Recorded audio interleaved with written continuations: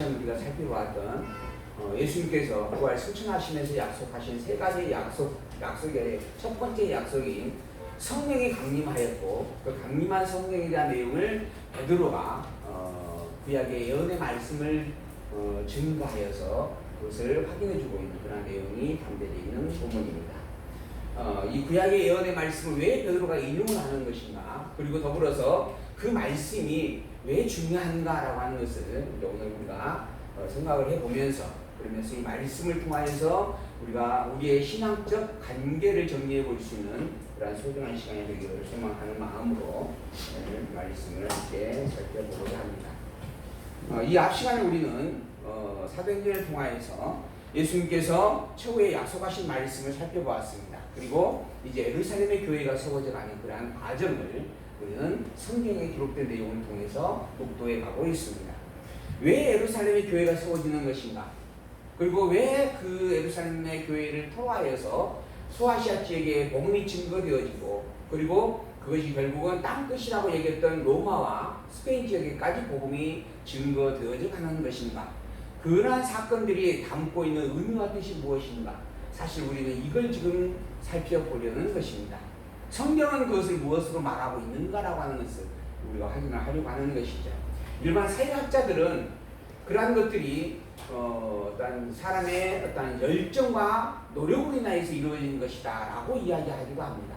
그리고 이 기독교라고 하는 어떤 신학적 사상이 위대한 한 선구자인 예수라고 하는 그 인물을 통하여서 시작이 되어졌고, 그를 따르는 추종자들로 말미암아 지금 이 순간까지 유지되어져 왔다라고도 평가합니다. 그러나 그것이 과연 진정한 평가인가? 그것이 정말 옳은 것인가라고 하는 것에 대한 또 다른 문제 제기를 우리는 해보지 아니할 수가 없습니다. 더더구나 하나님께서 그것을 왜 성경에 기록하여서 우리에게 말씀하고 있는가라고 하는 것을 우리는 더 분명하게 정정하여 살펴보기를 소망을 합니다. 그로 말미암아 우리가 믿고 있는 이 기독교라고 하는 이 신앙의 본질된 내용을 더욱 온전히 올바르게 알기를 소망을 하는 것입니다. 일반 많은 어떤 사상가들에 의해서 또는 어떤 성각자들에 의해서 주장되어졌던 어떤 신앙들 가운데 하나로서 여겨질 내용인가? 그렇지 않다라고 하는 것을 우리는 알죠. 오직 우리는 하나님이 절대적인 진리이며 유일한 참신이다라고 하는 것을 고백을 합니다. 그리고 그러한 고백의 근거가 성경에 기록된 말씀을 통하여서 헌증하고 있는 일들이죠. 그리고 그 헌증의 내용을 우리는 약속된 말씀과 약속을 이루신 성취의 섭리를 통하여서 확증해 가고 있습니다. 왜 그러는가? 장래에 있을 일을 미리 예언으로 선포하고, 예언한 그 모든 것이 단 하나도 어그러지지 않냐고 이루어졌다라고 하는 것은 진정 전능자에게만 가능한 일이기 때문입니다. 그분이 살아계신 절대 주권자이어야만 되어질 수 있는 일이기 때문에 그런 겁니다. 그래서 인간의 신이라 칭하는 것은 그를 전능자라 여기는 것이고 절대 주권자라 말하고 있는 것이죠. 그런 개념이 바로 신이라고 하는 칭호입니다. 이 신이라고 하는 칭호, 이걸 곧 하나님이라고 하는 칭호인데, 이 하나님이라는 칭호가 갖는 의미가 무엇일까? 우리가 도저히 범접할 수 없는 전능의 속성을 가진 존재이다 라고 하는 겁니다. 최고의 능력자이다 라고 하는 거예요. 그리고 그분은 절대자이시다. 그리고 모든 마음을 직접 주관하는 주권자이시다 라고 하는 것입니다. 이러한 존재, 그래서 이 하나님이라고 하는 말의 뜻이 뭔가? 전능자의 주권자라 라고 하는 겁니다. 권능, 권세, 영광이라고 하는 이름을 뜻을 담고 있는 그런 개념의 단어입니다. 그런 하나님에 대하여서, 그런 존재에 대해서 우리가 하나님이라 칭하는데, 이 하나님이라고 하는 존재에 대한 칭호가 너무 많다라고 하는 것이죠. 그래서 그 중에서 진정으로 참된 하나님이 무엇인가, 누구인가라고 하는 것을 우리는 알아가야만 합니다. 많은 사람들이 그 부분에 대해서 자기가 믿고 원하고 좋아하면 되지 않느냐, 그리고 더불어서 누구의 것을 탓하지 말고 각자 자기의 것을 믿고 살아가면 되지 않겠느냐, 그래서 서로 그냥 종교적인 부분들을 상대방의 종교도 인정을 해주고 함께 가면 좋지 않겠느냐, 그것이 세계의 평화를 이루는 하나의 비법이고 방법이지 않겠느냐라고까지 이야기를 합니다. 그러나 우리의 신앙은 진정한 참된 전능자의 주권자를 알아가기를 소망을 합니다. 그리고 그것을 성경은 오직 한 분이다라고 이야기를 합니다. 오직 하나. 그게 누구인가? 바로 성경이 증거하고 있는 여호와라고 하는 것입니다. 여호와. 왜 여호와가 유일한 한 분 되신 하나님인가? 왜 여호와만이 하나님일 수밖에 없고 여호와만을 하나님이라고 말해야 합당한 것인가? 라고 하는 것을 성경은 증거해 가고 있습니다. 이걸 우리는 특별계시서다 이렇게 이야기합니다. 특별계시서. 하나님이 당신이 누구이며 왜 당신이 하나님인가라고 해서 밝혀주는 내용입니다. 그 증거의 하나로 당신의 영원한 표로 삼는 여호와라고 하는 이름을 선포해 주었습니다. 곧 여호와라고 하는 이름을 가진 그 하나님만이 유일한 하나님이다라고 말씀하는 거죠. 그리고 그것을 입증하는 부분으로 예언을 선포하십니다. 장래에 있을 모든 일, 그것도 창세 전 영원에서 섭리하시는데 창조 때부터 언제까지 이 세상이 끝나가는 종말 때까지 이야기를 예언을 선포해 줍니다. 이 역사가 인류의 역사가 몇천 년인지 몇만 년인지 사실 우리가 가늠할 수도 없습니다. 인류의 역사가 문화적 문자적으로 기록되어져 있는 시기만 가지고 우리가 평가해 보면 뭐 함무라비 법전으로부터 시작이 되어져서 문자가 이렇게 상용화되어져 간다라고 이야기합니다. 그때가 BC 3000년경입니다. 그리고 난 다음에 지금 우리가 살고 있는 지금 2000년 21세기에 지금 우리가 머물러 있는 거죠. 그러니까 실제로 우리의 입장에서 보게 되어지면 2000년의 역사와 3000년 즉 5000년의 역사 정도밖에 우리는 사실 파악하고 이해할 수가 없는 그러한 존재들입니다. 그런데 그러한 범주 안에서 일어나는 모든 일들이 이미 하나님의 모든 말씀으로 예언된 일들이었다라고 하는 것, 그리고 예언되어진 대로 그 모든 것들이 실제로 다 성취되어졌다라고 하는 것이 확증이 되어진다면 우리는 그 하나님을 진정으로 하나님이다라고 말할 수밖에 없게 되어지는 것이죠. 그분이 진정 전능자이시고 절대 주권자라고 인정할 수밖에 없게 되어지는 겁니다. 그래서 하나님이 당신을 증거하는 증거의 방편으로 언약을, 즉 예언을 섭리하십니다. 그리고 그 예언한 것을 단 하나도 어림없이 다 이루어 주었다라고 하는 것을 역사 속에서 입증을 해주고 계시죠. 그 내용을 기록하고 있는 게 성경입니다. 그래서 성경은 언약과 언약의 성취다라고 하는 부분으로 그 내용을 규명할 수 있다라고 우리가 정리를 하고 있는 겁니다. 이처럼 언약과 성취라고 하는 섭리를 통하여서 하나님이 당신을 증거하고 있는 증거의 섭리, 그러므로 하나님의 살아계심과 하나님의 여호와 되심을 확증하고 있는 그러한 진리의 선포, 그 선포를 최종적으로 확증해주는 최고의 표적이 무엇인가? 바로 그리스도입니다. 이 그리스도를 하나님께서 언약하였고 언약한 대로 그리스도를 이 땅에 보내셨다라고 하는 것을 확증해 줌으로 말미암아 하나님이 빼도 박도 어찌할 수 없는 그런 여호와다라고 하는 것을, 그리고 여호와 되신 그 이름을 가진 하나님만이 유일한 참 하나님이다라고 하는 것을 너무 분명하게 보여주고 계신다라고 하는 거죠. 그래서 이 구약에 있는 모든 섭리의 내용들의 본질은 결국은 그리스도를 약속하는 말씀입니다. 그래서 이제 오늘 베드로가 구약에 기록된 요엘 선지자의 예언을 통하여, 요엘 선지자가 이 예수님께서 오시기 전 800여 년 전에 있었던 살았던 인물입니다. 그게 거의 한 1000년이죠. 900년, 1000년 이전에 있었던 그러한 인물인데 그 인물이 예언한 예언의 말씀을 통하여 그 예언의 내용이 그리스도였으며 예언대로 그리스도가 오셨고 이루어졌다라고 하는 것을 확인을 해가는 겁니다. 그래서 하나님의 살아계심을 또 분명히 증거해 주는 것이죠. 그래서 예수가 그리스도라고 하는 것을 예언으로 선포한 말씀과 그것의 성취되어졌음을 지금 우리는 사도행전을 통해서 하나하나 확인을 해갑니다. 이 사도행전은 예수님께서 성령으로 말미암아 예수님이 그리스도이심을 증거해 주는 말씀이다, 이렇게 이제 요약을 해볼 수 있습니다. 하나님께서 하나님 당신을 계시하고 그 계시 최고의 표적으로 그리스도 예수를 언약하고 언약으로 성취되어졌음이 확증되어지게 하시고 그로 말미암아 하나님 당신만의 유일한 신이다라고 하는 것을 선포해주는 그런 말씀들을 우리가 사도행전을 통해서 지금 보고 있는 것이죠. 언약과 성취라고 하는 이 놀라운 사건은 하나님의 존재와 속성을 증거해주는 방편입니다. 더불어 신적 존재를 드러내는 최고의 섭리입니다. 그래서 하나님은 이 예수 그리스도를 통하여서도 언약과 성취라고 하는 사건을 섭리하게 되어집니다. 예수님께서 그리스도이심을 스스로 하나님의 아들로서 이 땅에 온 우리의 대속자이심을 증거하는 방법으로 예수님은 부활 승천하시기 전에 세 가지의 약속을 선포해 줍니다. 그 세 가지의 약속의 첫 번째가 바로 뭐였죠? 성령을 보내겠다라고 하는 약속입니다. 그리고 두 번째가 땅끝까지 복음의 증인이 되게 하겠다라고 하는 약속이었습니다.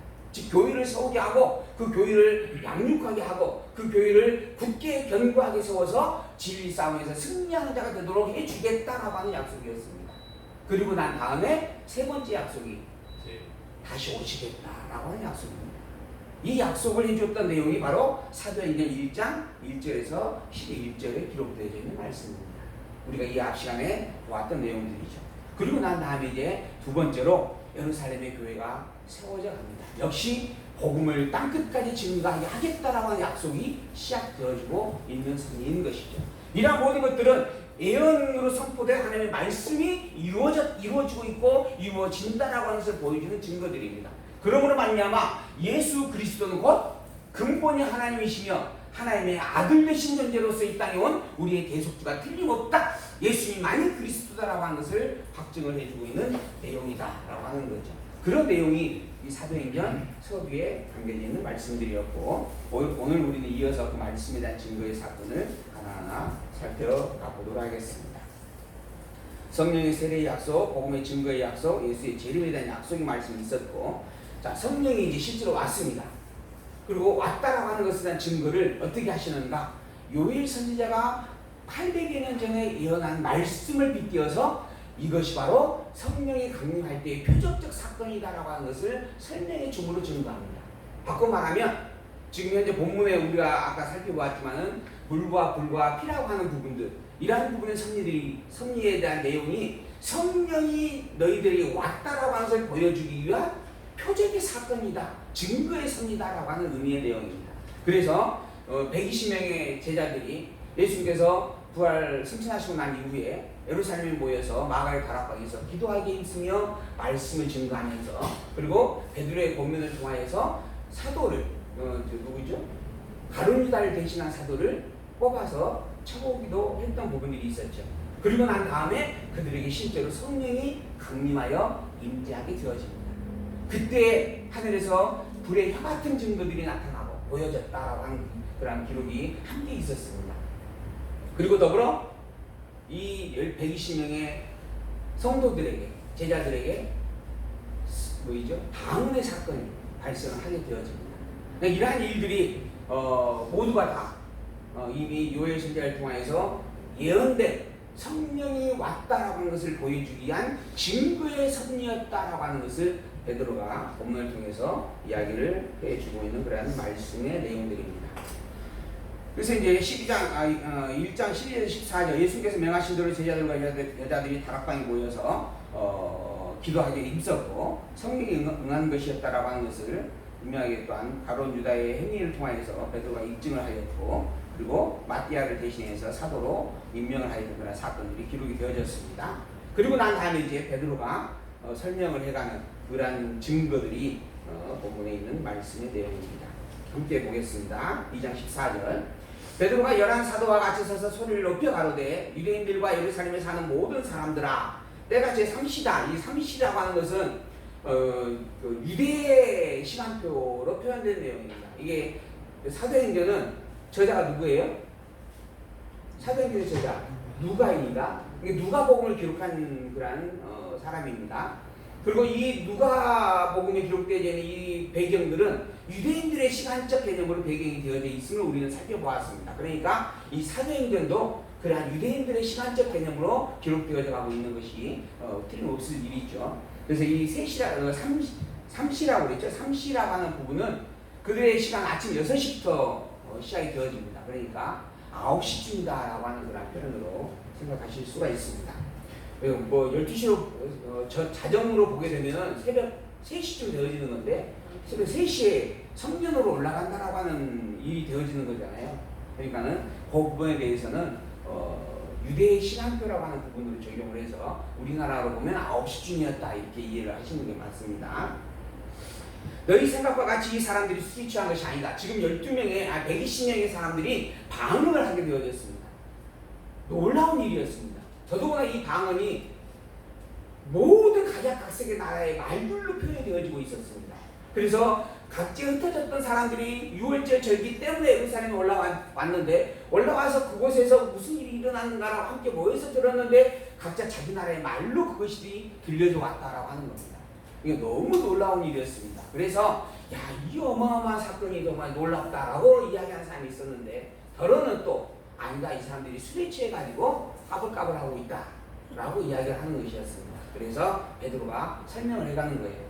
지금 아침 9시밖에 안 됐다. 이 아침 9시에 세상에 낮술은 먹지만 낮술을 먹고 주로 저녁에 술을 드시는 부분들인데, 아침 9시부터 누가 대바람도 아니고 아침 9시부터 술을 먹겠느냐. 이건 술에 취한 일이 아니다 라고 설명을 하는 거죠. 이건 성령으로 말미암아 일어난 일이다 라고 하는 겁니다.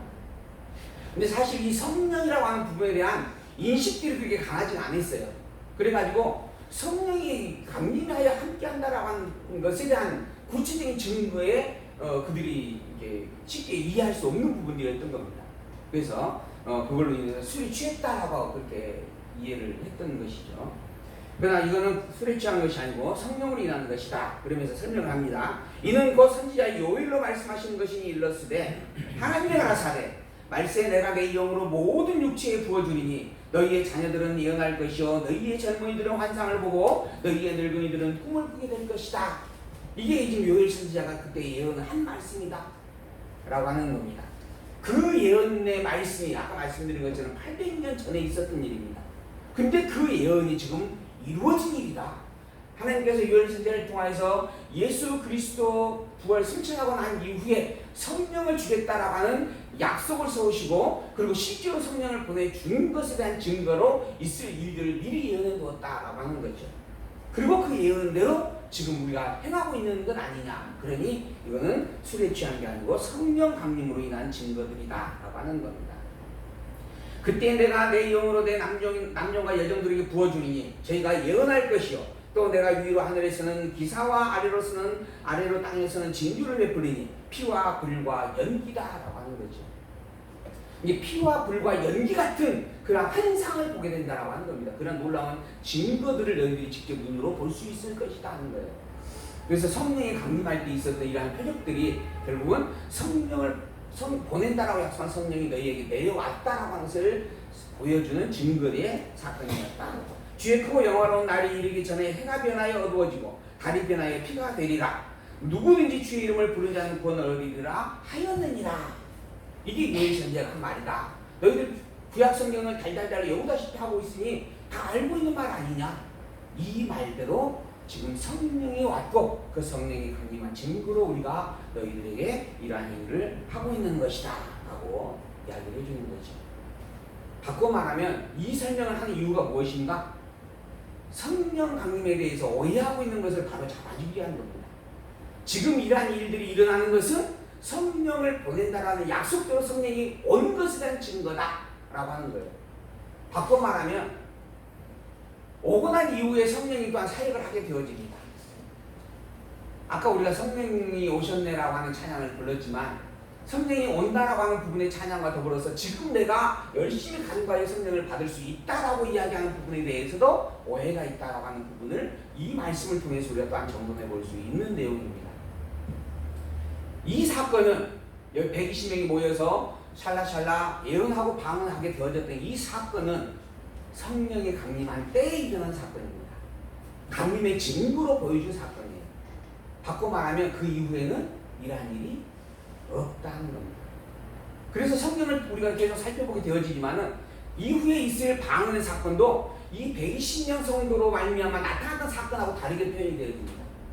이 120명 성도들을 통해서 일어난 사건은 모든 사람들이 모여있는 각양각색의 모든 사람들이 자기 나라 말로서 듣게 되어진 사건인데 그 뒤에는 이렇게 들려지는 일이 없게 된다라고 하는 겁니다. 그리고 더불어 본인 방언하는 본인 스스로도 그 내용이 무엇인지를 헤아리지 못하는 상태가 되어져 버립니다. 그래서 그 방언을 온전히 하려면 예언의 은사를 가진 자와 함께 하도록 권면을 하고, 그리고 또한 더불어서 그렇지 아니하거든 혼자 골방에서 행할 것을 당부를 하게 되어집니다. 더불어 또 방언의 순서도 먼저 하는 자가 있다가 누군가 뒤에 하게 되어지면 먼저 하는 자는 멈추라라고 하는 질서를 또한 권면을 하게 되어집니다. 이런 식으로 그 방언의 섭리의 행태가 바뀌게 되어지는 거예요. 그래서 이 지금 본문의 1장 본문에 있었던 이 사건들은 성령이 강림한다라고 하는 것을 보여주는 표적의 사건으로 한 번 있었던 일이다라고 이해하는 것이 옳은 부분들입니다. 그리고 피와 불과 연기라고 하는 그런 표현의 섭리도 역시 성령이 강림하는 것에 대한 증거의 사건으로 있게 하실 것을 보여준 말씀이다라고 하는 겁니다. 요엘서 본문을 좀 구체적으로 살펴보게 되어지면 요엘서 본문에는 말세라고 하는 말이 사실 없습니다. 근데 지금 베드로는 요엘서를 그대로 인용을 하면서 말세에 있을 일이다라고 하는 말로 그것을 해석을 하고 번역해서 그걸 지금 이야기를 하고 있는 것이에요. 근데 요엘서 본문을 자세히 보게 되어지면 이 말세라고 하는 단어를 무엇으로 기록하고 있냐면 이 일들 후에라고 하는 말로 기록을 하고 있습니다. 그러니까 이 일들 후에라고 하는 단어로 기록된 요엘의 예언의 섭리를 베드로는 말세라라고 번역을 한 거예요. 이게 이제 번역에 관계된 내용입니다. 그리고 이 말세라고 번역한 그러면 이유가 있을 것이다라고 하는 거겠죠. 왜 그럼 그 일이 있을 후라고 하는 표현을 베드로는 말세라고 하는 말로 풀어서 지금 인용을 하고 이야기를 하고 있는가라고 하는 거죠. 이 그 일 후라고 하는 부분은 성령이 강림하고 난 이후의 일입니다. 그러니까 성령이 강림하고 난 다음에 강림한 성령으로 말미암아 예수께서 재림하여 오실 때까지 있을 일들에 대한 내용에 포함되어지는 범주라고 하는 것이죠. 그 결국은 그리스도의 시대를 가리킨다라고 이해할 수 있는 겁니다. 그래서 베드로는 이 요엘 선지자의 예언이 성령 강림에 대한 예언이고, 그리고 그로 말미암아 이 성령이 언제까지 재림하실 때까지 함께하여서 있을 것에 대한 부분을 염두에 둔 거죠. 그래서 이걸 말세라 이렇게 번역을 하고 표현한 겁니다. 그리고 사도들에게는 이 말세라고 하는 부분을 예수님의 초림부터 재림의 때까지로 이제 규명하여서 쓰여지게 되어집니다. 그래서 이후에 이제 로마서나 히브리서에서는 이 말세라고 하는 표현을 이제 자꾸 쓰게 되어져요. 근데 이 근거가 요엘서에서부터 시작이 되어졌다라고 하는 거고, 그 뜻을 배경으로 삼아서 말세라 번역하여서 썼다 이렇게 이제 이해를 하시는 게 옳을 부분들입니다. 그리고 난 다음에 이어서 22절 이스라엘 사람들아 이 말을 들으라. 너희도 아는 바에 하나님께서 나사렛 예수로 큰 권능과 기사와 표적을 너희 가운데서 베푸사 너희 앞에서 그를 증거하였느니라. 예, 설명을 해주는 거예요. 이 요엘서에 기록된 예언의 말씀 너희가 다 알고 있지 않느냐. 이 예언의 말씀은 바로 그리스도에 관한 것이요 성령 강림에 관한 말씀이었다. 너희도 이미 다 알고 있는 내용들이다. 이거는 하나님께서 나사렛 예수로 큰 권능과 기사와 표적을 너희 가운데 베푸사 너희 앞에서 그를 증거하였다. 정말 선지자들을 통하여서 예언한 말씀대로 하나님께서 정말 그리스도를 보내셨고, 그 그리스도께서 이 땅에 오셔서 정말 하나님의 능력과 권세와 표적을 다 행하였다. 너희들 다 봤지 않느냐 라고 하는 거죠. 심지어는 안진병을 일으켰고 눈물 자를 눈뜨게 하였고 죽은 자를 살리기까지 하였습니다. 그리고 당신께서 또한 직접 죽으셨습니다. 그리고 그곳에서 끝나는 게 아니고 그 무덤 문을 열고 부활하기까지 하였고 많은 사람들이 보는 앞에서 승천까지 하였습니다. 이건 그 누구도 부인할 수 없는 수많은 증거 속에서 일어난 일들입니다. 그걸 이야기하는 거예요. 너희들이 이미 다 본 것이고 아는 일들이다. 하나님께서 나사렛 예수라고 하는 이 존재를 통하여서, 이 인물을 통하여서 이미 큰 권능과 기사와 표적을 너희 가운데 너무 분명하게 다 보여주었다. 곧 예수님이 그리스도인 것은 틀림없는 사실이다 라고 하는 거죠. 그가 하나님이 정하신 뜻과 미리 하신 대로 내어준 바 되었거늘 너희가 법 없는 자들의 손을 빌려 못 박아 죽였으나 하나님께서 사망의 고통을 풀어 살리셨으니 이는 그가 사망에게 매일 수 없었기 때문이다 라고 하는 겁니다. 이 요엘 선지자의 이 예언의 말씀이 바로 그리스도와 관계된 예언이었다라고 하는 것을 너무 분명하게 설명해서 부가 설명해서 확인을 해주고 있는 베드로의 가르침입니다. 베드로가 한편으로 보면 참 무식하고 미련하다라고 하는 평가를 받습니다. 어부로서 고기 잡는 것 외에는 정말 학문이 부족한 자다라고 평가를 하죠.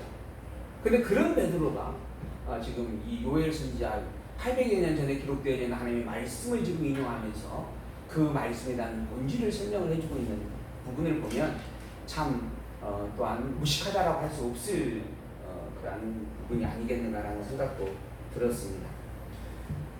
나름대로는 물론 유대인들 전체가 다 원래 구약 성경을 거의 암송하다시피 하면서 살았던 존재들이기 때문에 그걸 분명히 또 이렇게 기본 지식으로 알고 있을 것으로 여겨지는데 그 본질이 참 끝까지 분명하게 이제 인용하여서 설명해주고 해석해주고 번역해준다라고 하는 것을 보면 베드로도 참 지혜를 가졌다, 지혜 있는 자였다라고 생각이 되어지는 부분입니다.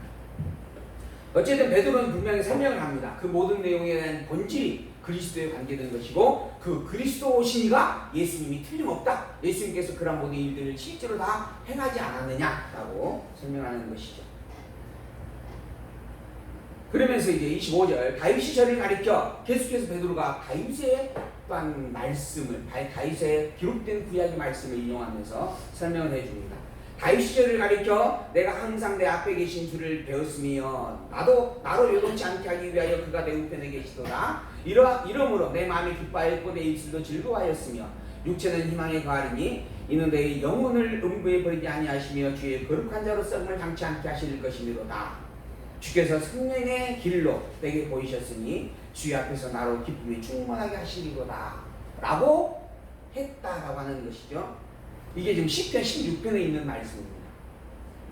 이걸 베드로가 또 직접 보고 인용하고 있는 것인지 아니면 외워서 말하고 있는지는 알 수 없는 일이지만 그러나 이 10편에 있는 말씀, 즉 구약이 이미 모든 유대인들이 다 인정하고 있는 하나님의 말씀을 인정하고 있는 그 말씀을 빗대어서 그 말씀의 뜻이 무엇인지를 설명을 해주고 있는 겁니다. 그 말씀의 뜻이 바로 그리스도에 대한 이야기였다라고 하는 거죠. 그러면서 구체적인 내용을 보게 되어지면 주의 거룩한 자로 썩지 않음을 당치 않게 하신다 라고 이야기했다라는 거죠. 근데 그게 뭐 예수님께서 십자가에 죽고 무덤에 묻히셨다가 썩은 바 되지 아니하고 다시 살아난다라고 하는 것에 대한 말씀이었다라고 설명을 해주는 겁니다. 그래서 이제 시편 16편에 있는 이 본문을 가지고 이건 부활에 관한 말씀이다. 그리스도에 대한 예언의 말씀이다 라고 이제 평가가 되어지는 부분입니다. 근데 사실 시편 16편만이 아니에요. 시편 전체가 다 그리스도에 대한 이야기고 또한 시가서 전체가 다 그리스도에 대한 이야기고 더불어 역사 섭리나 선지 섭리조차도 다 구약 성경의 모든 내용조차도 다 그리스도에 관한 이야기다라고 하는 것을 우리는 분명하게 지금까지 확인을 해왔던 부분들입니다. 우리가 성경을 지금까지 창세기에서부터 일부러 하나하나 확인을 하면서 지금까지 지금 왔어요. 그 중간에 지금 합류하신 분들은 창세기부터 함께 하였던 부분이 아니기 때문에 그 전에 무슨 이야기가 있었는지 모를 겁니다. 그러나 우리 처음부터 함께 하셨던 우리 희망교회 성도님들은 성경이라고 하는 것이 구약성경과 신약성경으로 나누어지죠. 이 구약성경이 총 39권이고 신약이 27권입니다. 이 구약성경에 있는 내용을 크게 우리가 정리하면은 이스라엘의 역사섭리예요. 역사섭리. 그 다음에 시가섭리. 그 다음에 선지서예요. 선지서. 찬양 선지자의 예언의 말씀입니다. 이 역사섭리는 이 세상이 창조되는 것부터 시작을 했어요. 그리고 난 다음에 아담이라고 하는 인류의 시조, 그리고 난 다음에 타락, 그리고 난 다음에 이제 노아의 홍수 사건, 그 다음에 이제 이스라엘 민족이 열조인 아브라함, 그리고 이삭, 야곱에게 언약이 계승되어지는 일들, 그리고 그 언약한 대로 이스라엘이 왕국을 이루게 되어지는 사건들까지 기록하고 있는 것들을 우리가 확인을 할 수가 있습니다. 이게 창세기에서 시작을 해서 에스더서까지의 내용입니다. 창세기에서 에스더서까지의 역사 사실을 기록하고 있는 내용들입니다. 그리고 난 다음에 이러한 섭리를 통하여서 경험한 이스라엘 백성들이 과연 하나님은 전능자이십니다. 과연 하나님은 절대 주권자이십니다. 과연 하나님은 영원불변의 신실하신 분입니다. 그리고 그 하나님은 이스라엘 백성들을 끝없이 사랑하시는 자비로운 분이십니다. 라고 고백을 하는 노래들이 기록이 되어집니다. 이스라엘 백성들이 역사섭리 속에서 하나님에 대하여서 배운 것을 그대로 표현하고 있는 노래들이에요. 하나님은 과연 언약하시고 언약한 대로 한치 어그러짐없이 다 이루셨습니다. 그것은 전능자만이 가능하고 주권자만이 가능하고 영원불변의 신실자이기 때문에 가능한 일입니다. 그래서 우리는 하나님을 전능자의 주권자의 영원불변의 신실하신 분이다라고 찬양드립니다. 하나님은 이 한마디로 이 모든 것들을 이러한 당신의 존재의 속성을 한마디로 정리하십니다. 바로 내 이름이 여호와니라 라고 하는 겁니다. 그래서 이 여호와라고 하는 단어가 가지고 있는 뜻이 두 가지가 있어요. 문자적으로는 스스로 자존하시는 분. 스스로 자존이라고 하는 말은 영원한 존재라는 겁니다. 그리고 모든 만물을 창조한 창조주라고 하는 뜻이에요. 근데 더불어서 그 말이 품고 있는 그 뜻을 풀어보면 언약하고 언약대로 이루신다라고 하는 뜻입니다. 그래서 여호와라고 하는 이름 안에 언약하고 언약대로 이루심에 대한 증거가 담겨져 있는 전능자이고 주권자이고 영원불변의 신실자라고 하는 고백이 담겨져 있는 거예요. 그래서 하나님을 부를 때 신이라고 하는 단순한 칭호가 아니라 여호와이신 하나님이라고 부르는 게 사실 올바른 칭호입니다. 여호와 이외에 다른 존재를 가리킬 수 없다라고 하는 겁니다. 하나님이라고 하는 이 전능성의 특징을 여호와의 그분에게만, 여호와 이의 이름을 가진 그분에게만 칭한다라고 하는 고백이 올바른 신앙적 고백입니다. 그래서 우리가 하나님을 어떤 하나님을 믿느냐라고 혹시 묻는다면 나는 여호와인 하나님을 믿습니다라고 고백할 수 있어야 성경적이다라고 정리해 볼 수 있는 부분입니다. 이러한 말씀을 기록하고 있는 게 구약 성경의 내용입니다. 그리고 그러한 말씀을 이제 구체적으로 선지자가 아예 단독직접으로 설명을 하고 선포해 버립니다. 하나님께서 왜 여호와인가? 그리고 너희들이 왜 여호와인 하나님을 알아야만 하는가? 그리고 그 여호와이신 하나님이 당신을 증거하는 최고의 표적으로 약속한 것이 무엇인가? 그게 바로 그리스도다라고 선포해 주는 말씀입니다. 그리고 난 다음에 약속한 대로 그리스도가 이 땅에 오시는 겁니다. 이러한 구약에 있는 모든 내용들을 최종적인 증거를 담고 이 땅에 오신 그분이 바로 예수님이십니다. 그래서 우리는 예수님을 그리스도라 이렇게 칭하는 것이에요. 그런 부분을 가지고 이제 베드로가 설명하는 겁니다. 이스라엘 지금 구약의 백성들은 이 구약의 사건을 가지고 여기까지 왔어요. 그리고 이 약속된 모든 내용들이 그리스도에 대한 약속인데 더불어 그 그리스도가 예수라고 하는 것을 인식을 못합니다. 이해하지 않고 또한 그것을 인정하지 않는다라고 하는 거예요. 그냥 구약에 있는 말씀만을 가지고 말씀을 알고는 있으나 말씀의 본질을 알지 못하는 상태에 있었다라고 하는 거예요. 그래서 베드로가 설명을 하는 겁니다. 너희들이 이 이야기 다 알고 있지 않느냐? 그렇다고 한다면 하나님은 여호와이기 때문에 이 약속한 것을 다 이루실 수밖에 없는 분인데 그 약속대로 이룬 이가 너희들에 있었지 않느냐? 너희 눈앞에 있었지 않느냐?